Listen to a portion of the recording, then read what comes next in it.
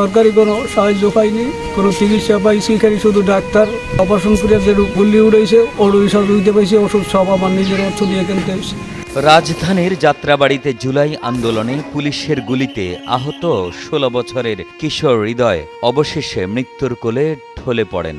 আহত হওয়ার দীর্ঘ ৯ মাস পর মৃত্যুর কাছে হার মানলেন পটুয়াখালীর বাউফলের এই কিশোর।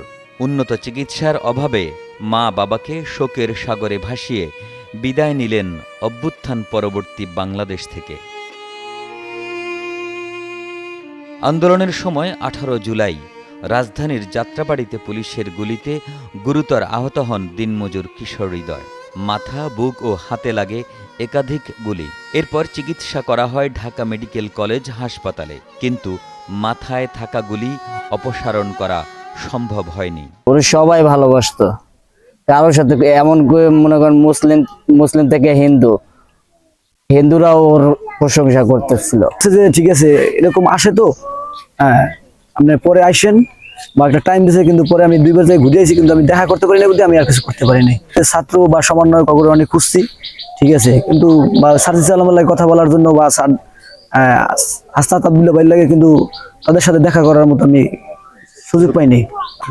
জি, ফ্রি চিকিৎসা তো মনে করেন শেখ হাসিনা থাকতে বিলে ওর সে ওই যে আহতদের মোটামুটি ট্রিটমেন্ট দিচ্ছে ফ্রি। শেখ হাসিনা পালিয়ে যাওয়ার পর থেকে তো পুরাই মানে সম্পূর্ণ ট্রিটমেন্ট যার যেখানে লাগে, কিন্তু আমার ভাই তো মনে করেন ওখান থেকে আনার পরে মুখের, ঠিক আছে, ওই যে চোখের মনে করেন মুখের বুলেট টানছে, মাথার যে বুলেট গুলো রয়েছে সিটি এক্স করাইছে, আমি তারা ওই যে করাইছে মানে ওই যে ট্রিটমেন্ট করে আর ওর গুলিটা বাড়ি করছে, কিন্তু আপনার ওষুধটা আমার বাড়া থেকে কিনতে হয়েছে, ওষুধটা আমি ভিতর থেকে পাইনি। একটা গাবি গরু বিক্রি করছে এবং একটা অটো রিক্সা ছিল তার, সে নিজে এটা চালাইতো, সেটা বিক্রি করা হয়েছে।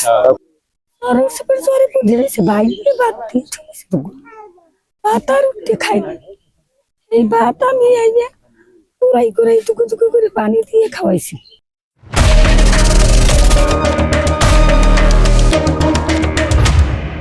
শারীরিক অবস্থার অবনতি হলে গত ৪ এপ্রিল দুপুরে হৃদয়কে অচেতন অবস্থায় পটুয়াখালীর বাউফল উপজেলা স্বাস্থ্য কমপ্লেক্সে ভর্তি করা হয়। বিকেল ৩:১৫টার দিকে সেখানেই মৃত্যুবরণ করেন তিনি।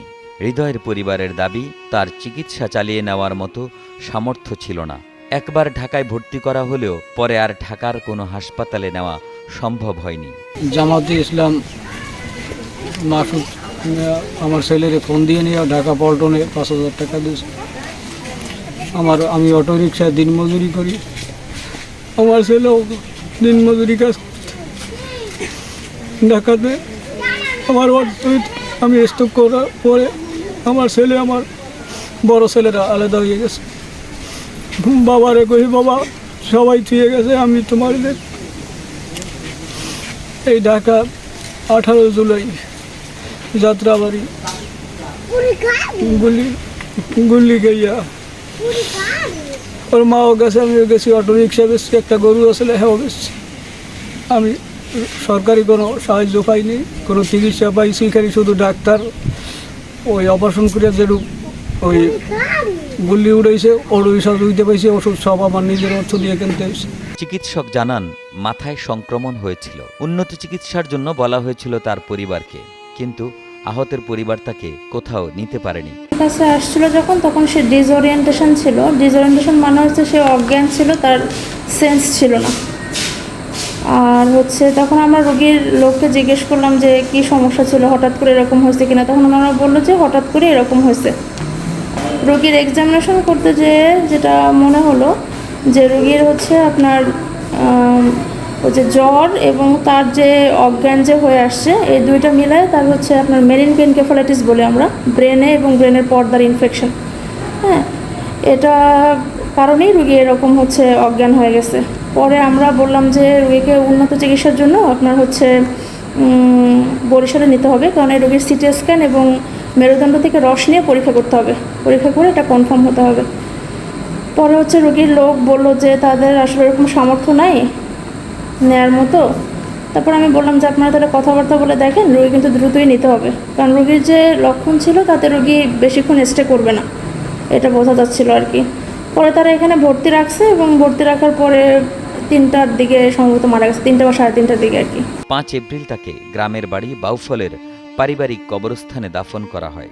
শহীদ হৃদয়ের জানাজায় জামাত ইসলামী ও বিএনপির স্থানীয় কর্মীরা উপস্থিত ছিলেন।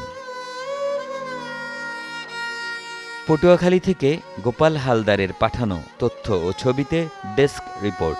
একে আজাদ, কালের কণ্ঠ।